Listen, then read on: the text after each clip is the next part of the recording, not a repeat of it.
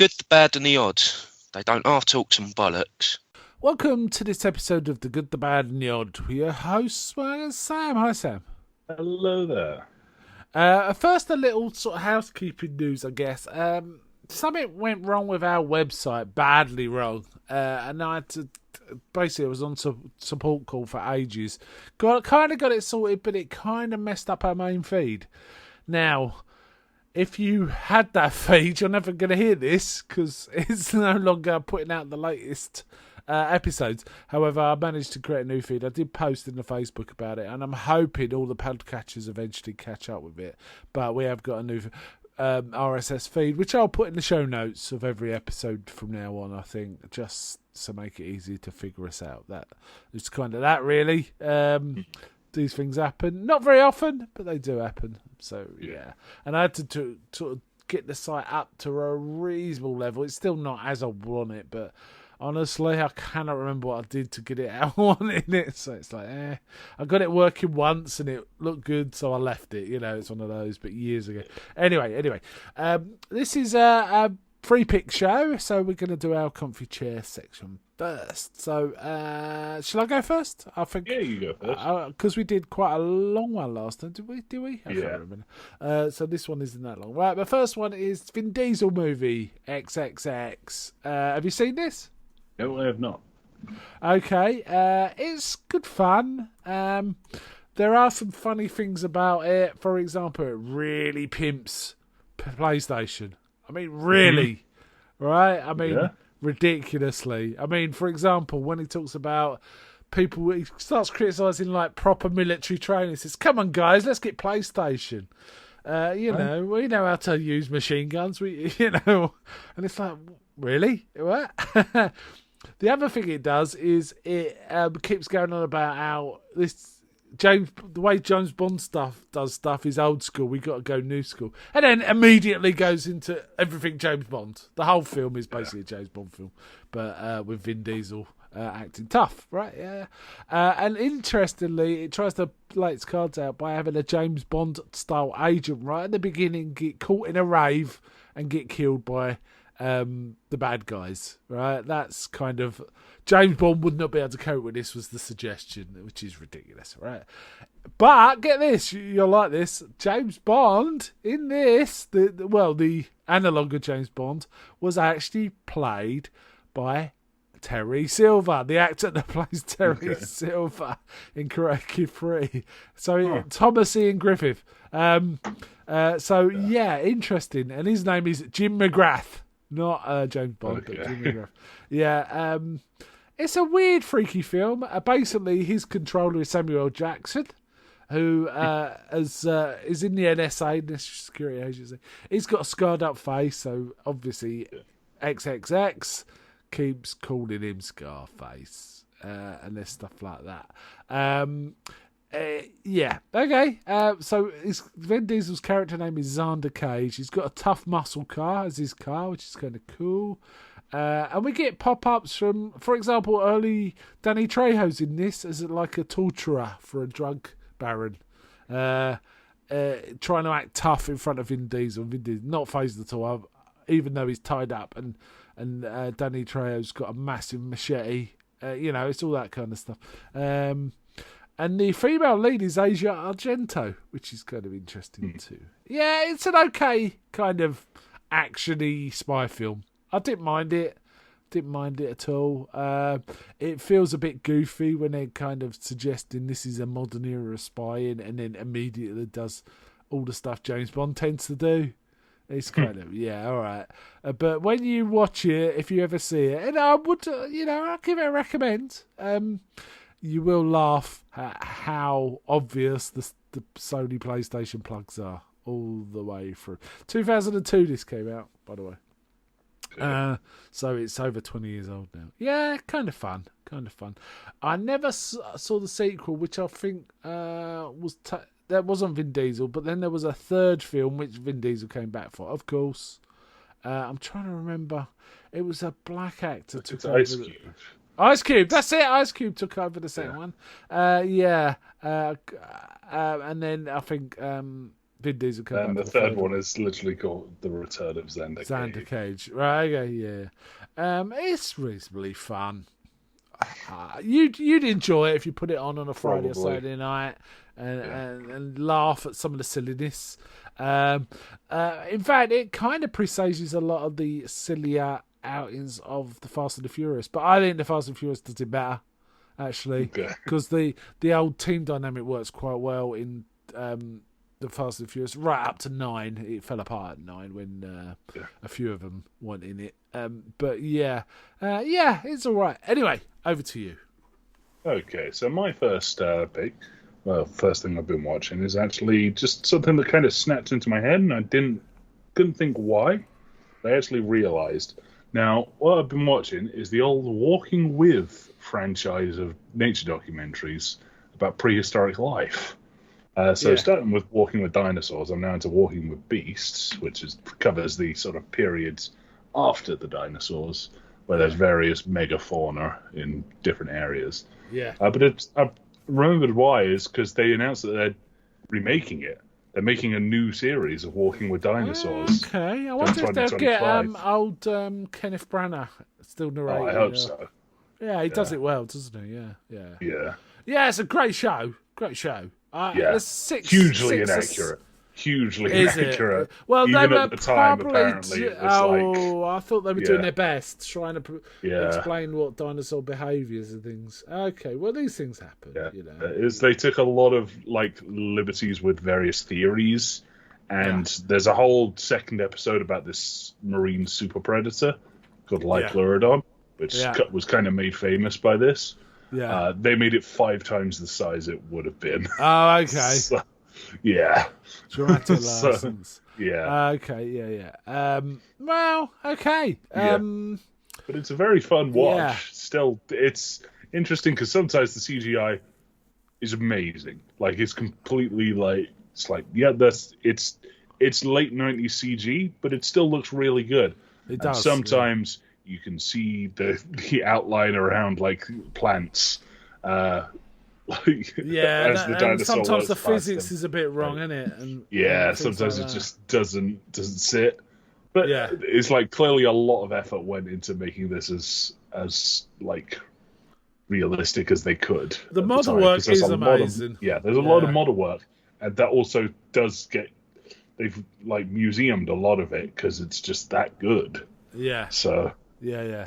It is, the model work's astounding in this. They really got there. I mean, they picked up from Spielberg, didn't they? Spielberg did that mix of CG. it was model. definitely Jurassic Park that Jurassic Park. repopularized dinosaurs. Definitely. And then Walking with Dinosaurs did Yeah, its bit. then Walking with What Dinosaurs. was it? Came out 6 or 7 years after Jurassic So Park? Walking with Dinosaurs was 1999.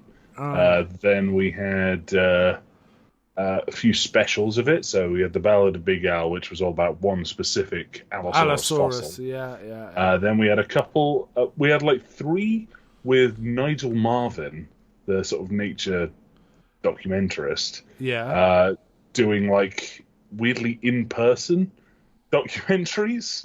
Okay. So there was the Chased by Dinosaurs, and then there were Sea Monsters. Okay. Which is again about various sort of out there theories about dinosaurs. So first one of the Chased by Dinosaurs is about, for example, Therizinosaurus, which for a long period of time, all we had of it was a bloody great claw. Right. We didn't know what that was about. Yeah. And it's a big herbivore. So, Right. yeah. Okay. Yeah. Well, some herbivores That's have claws, don't they?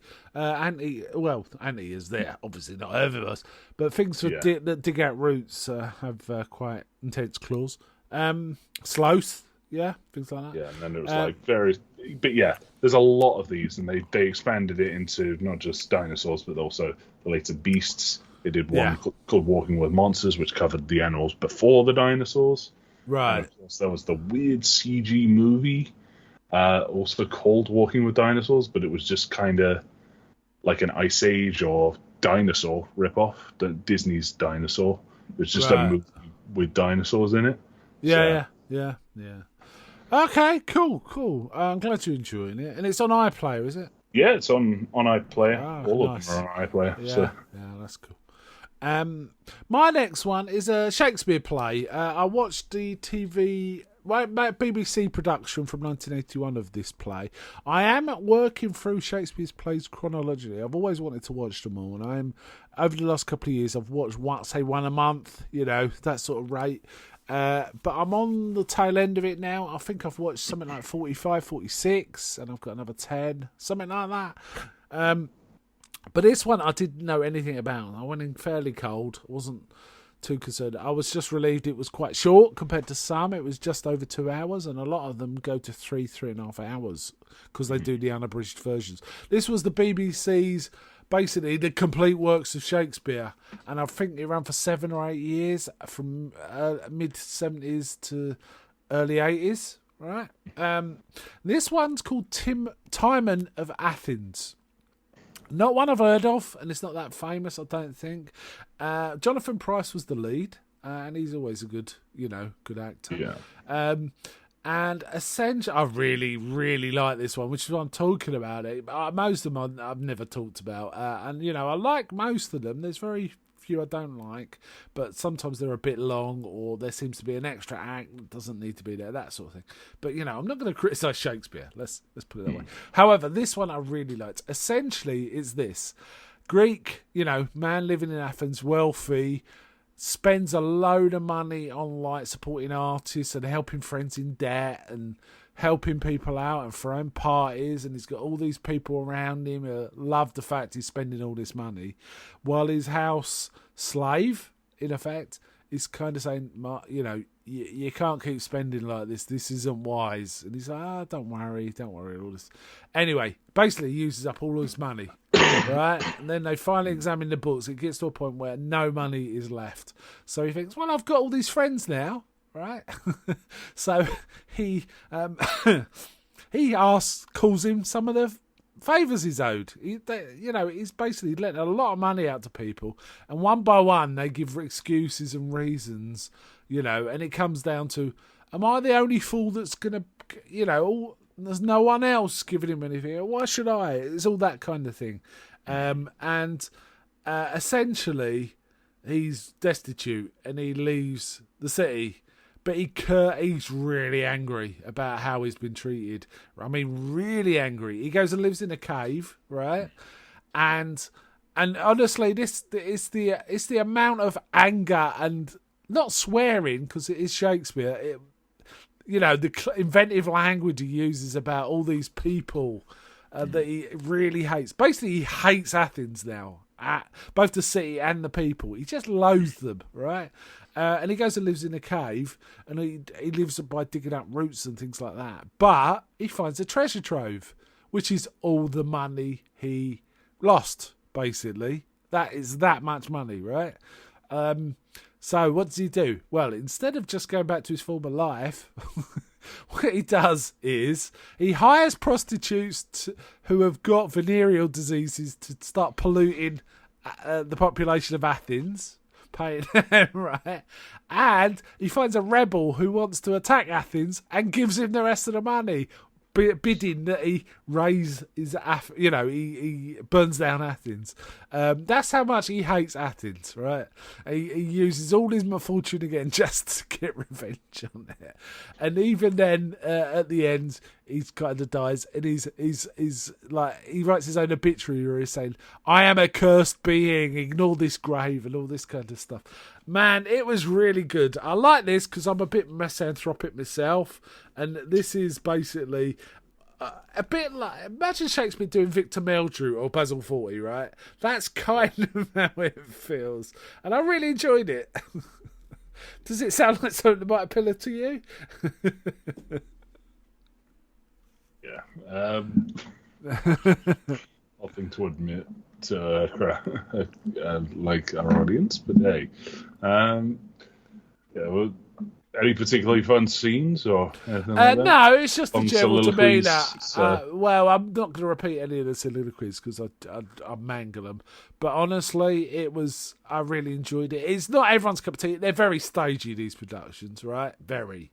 The sets are cheap. It's really about the acting and the words, right? And I think Jonathan Pryce just did it perfectly. Jonathan Pryce's performance in particular was really good. But I am working for him. I've seen some crackers, and I've seen a few that are a bit... Oh, this is a bit dragging out a bit. But I've got some good ones ahead of me. One of my other favourites is Macbeth, and I've got that coming soon. But I have to say, this might be one of my new favourites. I really liked it, and it's nice to come across things. This is the sort of reason I do things like this. I want to find out stuff. It's nice to find stuff you've never heard of or you'd have very little awareness of, and find you really engage with it. And this was fun. Anyway, back to you. Okay, so my next one is actually yet another book in the Kaya Fuskane series of 40k novels. I finished the previous one, and I've gotten to this new one. Again, it's Blackadder in space. I've mentioned it enough on this. Yeah. This newest one is basically Kane is offered retirement finally. Like, he can finally sit back and do a desk job. Yeah. Just needs to do one more thing for his general. He just got to go investigate a supply shortage. And this is how everything always spirals. He's just got to do this one little thing. It's, again, very funny. Again, highly recommend it.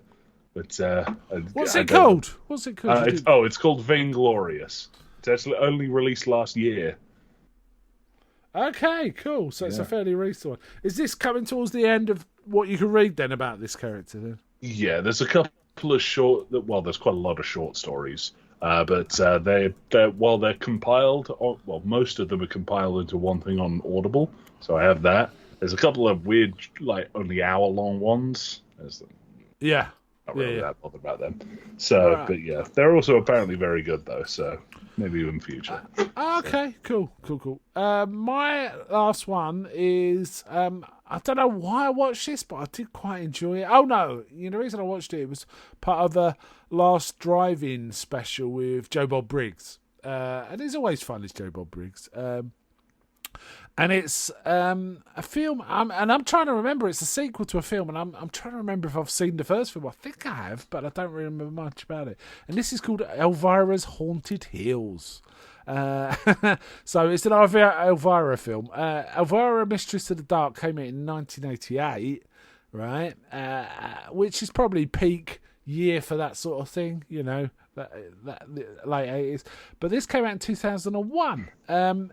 She apparently couldn't get funding for a sequel. I don't know if the first one was successful or not.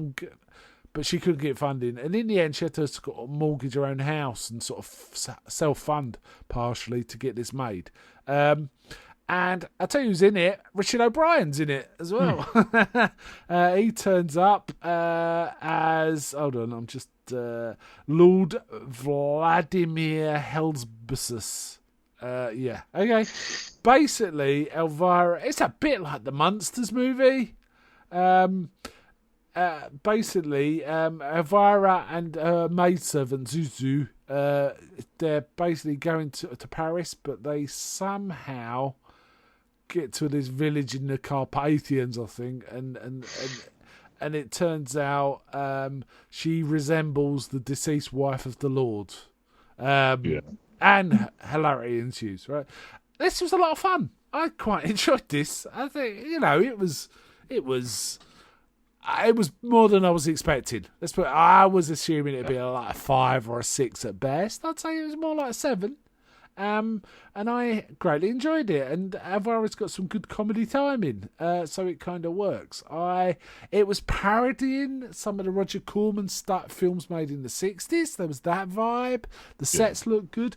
And I believe they actually went to the Carpathians and made it there. They actually made it where it was set. It's one of these people in a spooky house, a bit scared but kind of solving mysteries kind of thing. Yeah, like, I don't know, Cat and a Canary or things like that. It's a low-key film, but I just enjoyed it. There's a touch of Hammer about it as well. And there's certainly a character in it who's evoking Vincent Price as well.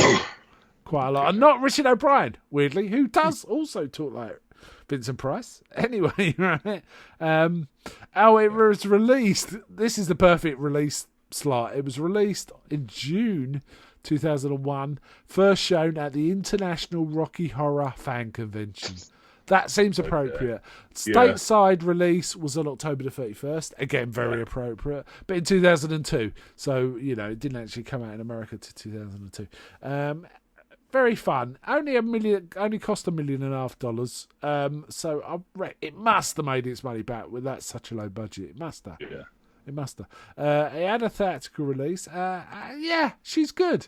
I'm glad there was a second half horror film. In fact, I think what, I have seen the first one and it was okay. I'd say a 6, but I think this one was a little better. It looked good. The cinematography was good. The actors were throwing that all into it. I think it probably got nominated for Razzies, as these things usually do. But you know what? It was fine. It was fine, and quite good. So I enjoyed it. So does that wrap us up? Did you have any? Yeah, I think so. I had no more. So. Okay, let's get on to our main film of discussion. Right. This was my choice. I actually bought this on Prime because I heard about it through Facebook, I think, and I kind of liked the sound of it, and I couldn't find any streaming of it or anything. But the only place I could kind of get a copy. Oh, I found it on YouTube. I'll tell you what, but the copy was absolutely terrible. I mean, really low grade. It looked like a videotape copy of a copy of a copy kind of thing. Anyway, I got it streaming on. I paid for it. I didn't rent it. I paid for it on Amazon Prime, and it wasn't very expensive. But that's how I acquired it. And because I own it, I can watch it again and again if I wish to. It's called The Dragon Lives Again, also known as The Deadly Hands of Kung Fu.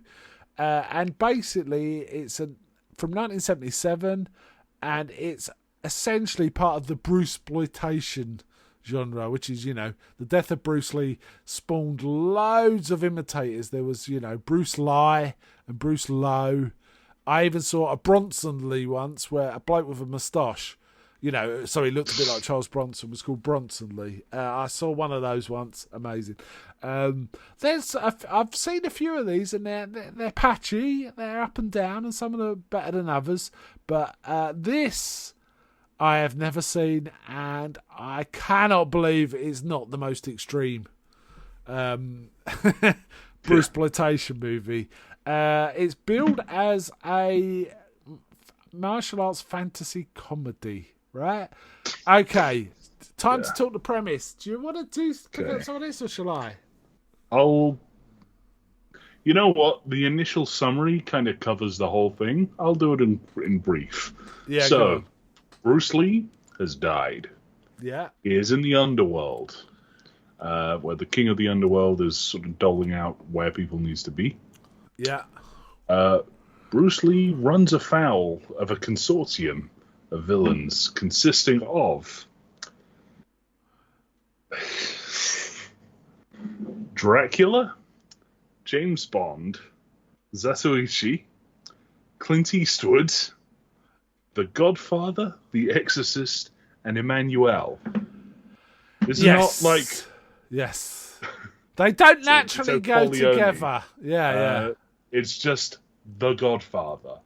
And it's not, I suppose, Max von Sydow's character, Father Merrin. It's assume. Just The but it's Exorcist. Like a French bloke. It's a French bloke, isn't it? It's a weird... Well, it's a Chinese or Taiwanese. This was, I believe, a Taiwan movie. I'm not entirely sure of that, but it was a Taiwan movie. The opening credits have to be seen to be believed. There's lots of typos. Yeah. For example, instead of screenplay, there's screenply. Things like that, right? Things like that. I have to also mention the version we saw was clearly cut to a B4:3 out of a widescreen version, wasn't it? Yeah, had some scan and pan going on. Yeah, which is awful. There's various parts where Bruce or one of the villains does an attack, and it puts a subtitle with the name of the attack. Yeah. And so half the time they're just off the screen. Yeah. So let's just to be clear, it was fuzzy, wasn't it? It was fairly fuzzy. It was an annoying pan and scan, and the dub was as good Dub as was any of great. these things were. Yeah, Great. it was. But there was lots of negatives about this going in. Yeah. However, I really enjoyed it. Yeah, it's probably one of the most insane things I've ever watched. Yeah, I'm going to be frank. We haven't mentioned his sidekicks yet, Oh, have yeah. we? Haven't even mentioned his team of assistants. So we got the one-armed swordsman Yeah, as the one-armed swordsman. yeah, Kane from Kung Fu, yeah. which I've never seen, and I thought the character was Indiana Jones, but until you said that it was from Kung Fu. Yeah, And Popeye. yeah. Popeye was distinguishable, right? It was Yeah. really obviously Popeye, just from Yeah. his look. Mainly because these are a lot of people dressed normally, and oh shit, there's Popeye. Just Dressed sat in the As corner. yeah, Like squinting one eye with a big like pipe Pipe. coming out of his mouth, dressed Yeah. as a sailor with the little hat and everything. yeah. No, So- this wasn't just a sailor. This was like a sort of sailor's outfit a 5-year-old would wear. Would Yeah, you say it was that kind of look? yeah. Amazing. I And there's really, also a collection of skeletons that Wikipedia dubiously says are based on Jason and the Argonauts. but it's blokes But dressed up. no, it's just guys in skeleton onesies. They look like the gang So- from the Karate Kid, right? That's what they look. Yeah. No, the Karate Kid had better costumes. Better, but yeah, So- I agree. Well, Yeah. that's the premise, and basically it ends up. It It's just a starts sort with a of like dick joke. by- I have to say, it starts with a dick joke, in that Bruce Lee's Yeah. laid out on a slab in hell while the King of Hell is inspecting him, and it looks like he's got an erection. Basically, Yes. there's a big thing poking up. Yeah. And there's lots of few jokes about this for 5 minutes, I'd say. Yeah. And then finally they look, and it's his nunchucks Yeah, just his stuck between nunchucks his just legs. kind of sat on his waist. So that's the level of comedy Uh-huh. we're hitting at, right? That's Yeah. probably a And high after point. that, we get a fairly odd sort of thing. We get a protracted plot of the villains trying to have Emmanuel seduce various people. They Including start with Bruce Lee, but he they start kicks with her Bruce out. Lee, but he kind of kicks her out. Then they send her after the King of Hell so that he'll have a heart attack. Yeah. And he And- keeps telling her to yeah. stop, and she imagine. And it's weird because the rest of this film, to me, feels like it'd be quite a good kids movie. Yeah. But then there's an then extended there's just sex scene. It extended just softcore keeps porn going. scenes. It just goes and goes. It's a bit much, really. It's a bit Yeah. much. But then otherwise, it's just kind of Bruce goes up to this licensed character that's definitely not legally acquired, Yeah. beats them up. Oh, none of them. Oh, there's musical cues. There's James Bond musical cues. There's Popeye musical cues. Yeah, There's Popeye Man eats with No spinach and he Name. starts going like. Yeah. The Man with No Name has the Sergio Yeah. Morricone music. Yeah. Ennio Oh, let's be Morricone clear. music, He's sorry. not never referred to as the man with no name. He's just referred to as Clint Eastwood. Clint Eastwood. He is. They don't even call him that. So all these sort of Hong Kong actors, and I just looked Yeah. up. It is a Hong Kong. I don't know why I said Taiwan. It is a Hong Kong film. Are basically dressed up as these characters, not very well in a lot of cases. No, I should have mentioned Dracula the is open painted credits. grey for some reason. We should also mention the opening credits consist of like a red space, Yeah. not a room, a sort of sound stage with a red background where Bruce Lee, the character plays there's no context for any of this. It's never explained. It's just the credits. Oh, Bruce yeah, Lee it's is fighting with various characters. And there's definitely one point where it looks like he's fighting with both Dracula and Frankenstein's monster, but I wouldn't swear on the second one. And he just grabs their dicks and twists them, doesn't he? Yeah. Yeah. So that's the sort of thing we get. Yeah. It kind of stays at that level of quality. Yeah.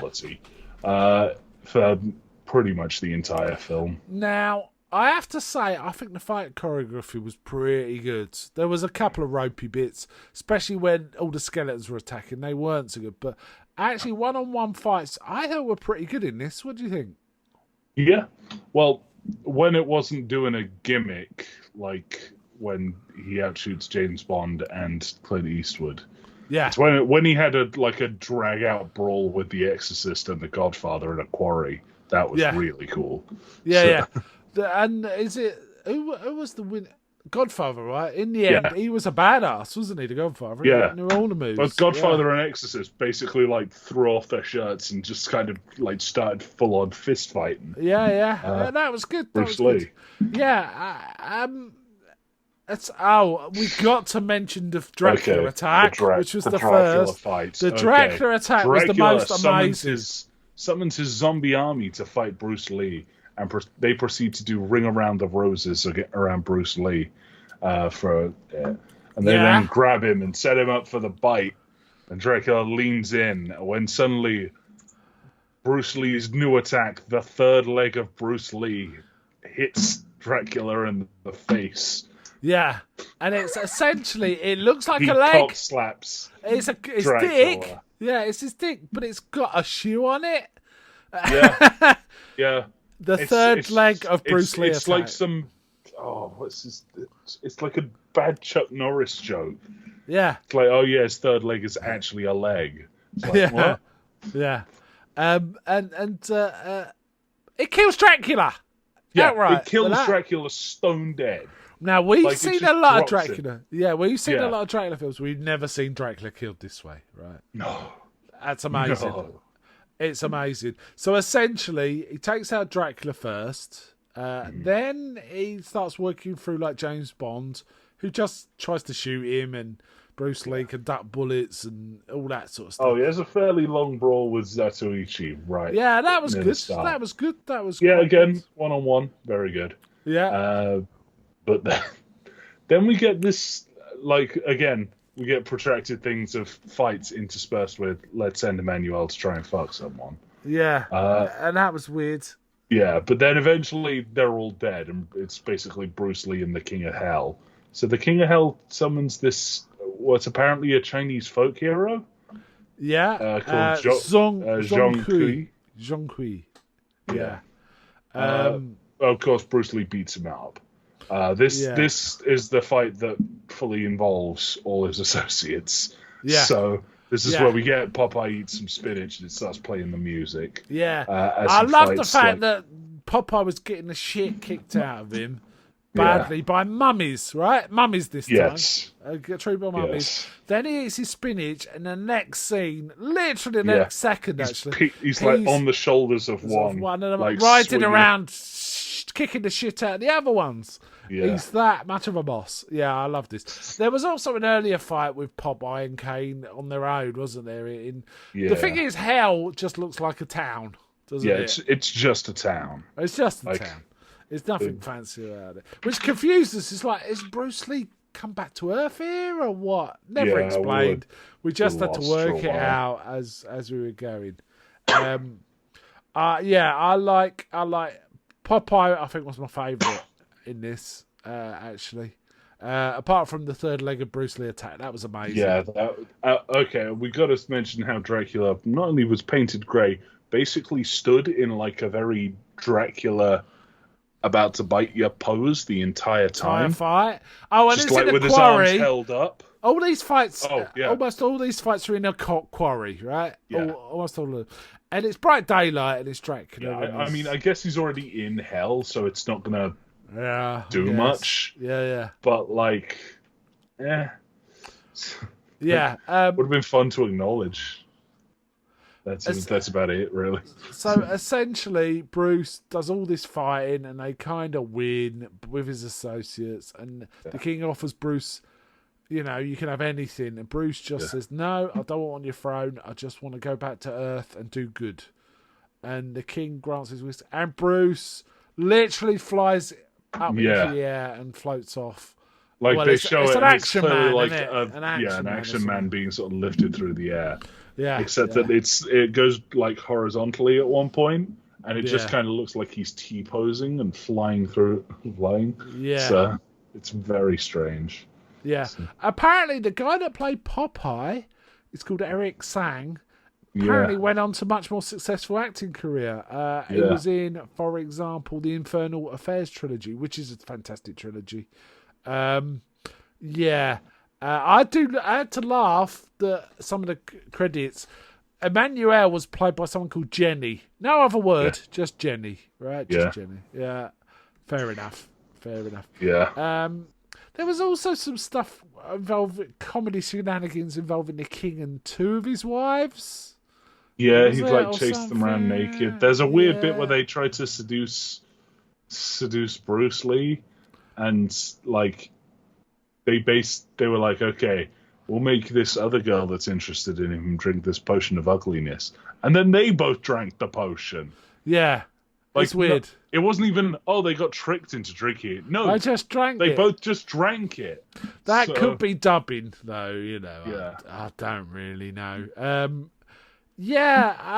really enjoyed this film. It's really it doesn't commit the cardinal sin of bad films, which is it wasn't boring, right? It was nuts. We No. spent a lot of it trying to work out, and I have to tell you, after watching it, I had a banging headache, but I don't regret Yes. it. I still really like the film, and I will be watching it again. But it is one of those, man, you got to watch this film. Yeah. It's one of those, isn't It's it? in no way boring. I can't tell if this is a -10 or a 10 on my own personal scale. Yeah, but it's I'm probably not all sure of what. them. It's probably all the points in every scale. That's Yeah. probably the only way to It's express this everything film. and nothing. Yeah, I was thinking about this. I kind of feel like it should go into the whole of good, bad, and odd, but there really wasn't Yeah. anything good about it apart from the fights. Yeah. It's just so monumentally odd, but super entertaining at the same time. I just feel like maybe it deserves to go into the Hall of Fame, our Hall of Good, Bad, and Odd. But Yeah. it's just bananas. It's a bananas film. There's no Yeah. way of. Now It's what? just like the more you try and think about it, it's like, oh yeah, Dracula got cock slapped. There was softcore porn. Popeye beat up some mummies. Like, Yeah. I can't. There's no like. You can't like no. It's just baffling. It is baffling. It feels like it made me laugh because I was thinking about other crossover kind of films, you know, like Who Framed Roger Rabbit and Ready Player One and things like that. And it was like, or Space Jam, you know, things like that, right?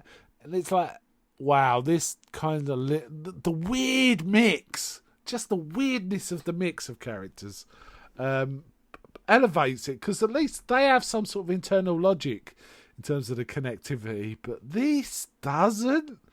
I mean, Dracula, James Bond, and the man with no name. Yeah. What's that about?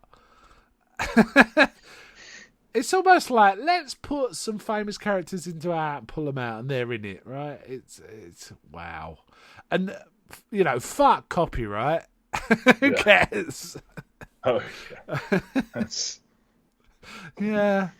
What? yeah.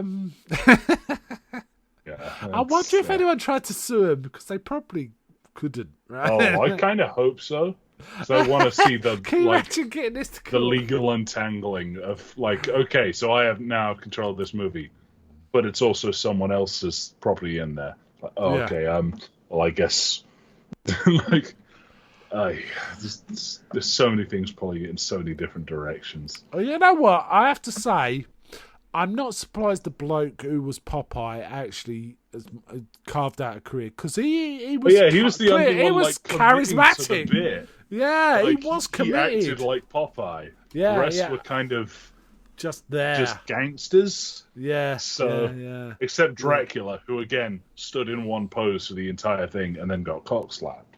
Yeah. So Yeah, I mean, the Yeah. rest of them really didn't. I mean, the bloke who played James Bond was Caucasian.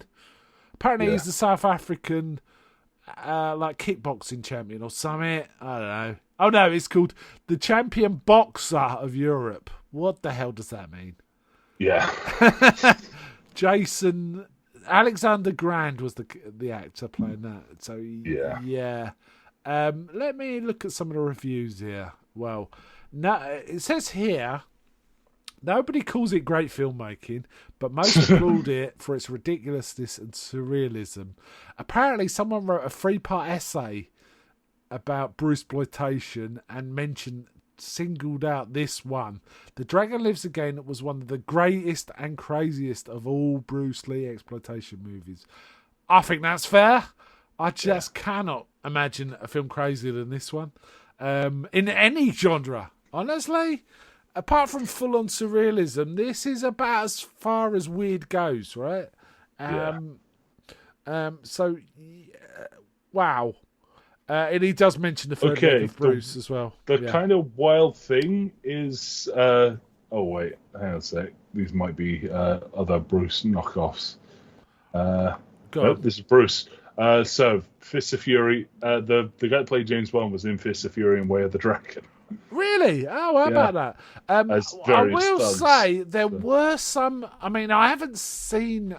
It's been years and years since I've watched Bruce Lee films, but there were definite scenes that. Oh, I think that's copying a scene from Fist of Fury. Things like that, right? But you know what? It's juiced me to go back and watch some of them. Yeah, there's so many like this. This one guy has been in at least 4 Bruce Lee knockoff movies. Yeah. Okay, so we got like Edge of Fury. Okay. That at least sounds it. Enter 3 Dragons. I haven't seen that one. I've seen a few, but I haven't seen that one. Okay. Just the name, Enter 3 Dragons, not Enter the Dragon. Yeah. We got Clones of Bruce Lee. Now, you mentioned this film. Bill. Hold on, Clones of Bruce Lee. When I told you about this film, you said, "Oh yeah, is that Clones of Bruce Lee?" Which you'd heard of, right? So that's a film where there's multiple Bruce Lee impersonators, right? Doing who are literally there as clones of Bruce Lee, who have been made to fight crime. But also there's a 4th Bruce Lee impersonator in the movie, as not even really brought up. He's called Chuck Lee. Yeah. Chuck Lee, right? And it's insane. The villains are trying to make bronze men who are invincible, so they need Bruce Lee clones to fight them. Yeah, amazing. Maybe we should do some more of these. I don't know, man. I've got a feeling this one can't be topped. I'm very curious about Bruce versus Bill. I've got to be honest. Bruce versus Bill. I have no idea. What a weird name.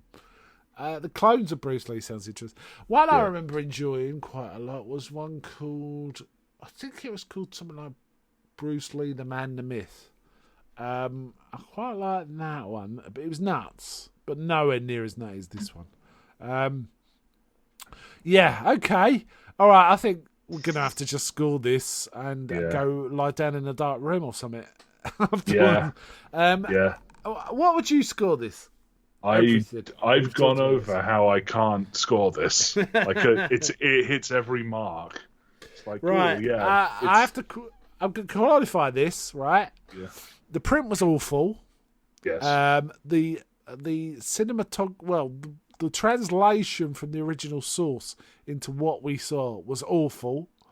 But I still give it 4 out of 5. I really enjoyed it. I'd like to see a pristine one. It probably wouldn't make much difference to my enjoyment, but in fact, maybe the graininess and the actually adds to the pleasure. I don't really know. It's kind of so weird, this film. I just don't. It's a bit like the skeevy horror films you got in the, you sometimes the only way you can see Texas Chainsaw Massacre for years was like a video copy of a video copy, right? So you kind of used to those sort of films being really grainy, and that kind of adds to the feel of it, watching stuff like that, and video nasties too. And maybe that's part of the charm of this. I really don't know. I'll probably feel exactly the same. If it was a pristine print, I'd just feel exactly the same about it. Just enjoyed it. But it is, what the hell are they going to do next? Yeah. And the thing is, it's so crazy. Every 5 minutes is something crazy. So I think it's got rewatchability too. You'll go back in a year, watching it, it'll almost be like watching it all over again. The only thing is, you'll definitely be sitting there waiting for, when's the third leg of Bruce coming? Or something like that, right? Don't phrase it like that. I really like the Popeye fight, which is right at the end as well. Yeah. Notice we didn't throw up spoilers for this, because I don't think you can spoil this. What's to spoil? It's so weird and mad that you'll enjoy it whatever you hear about it, honestly. Yeah. All right, shall we... So, do you like my pick for this episode? Yeah. All right then. Let's wind it up there. So bye from me. Bye.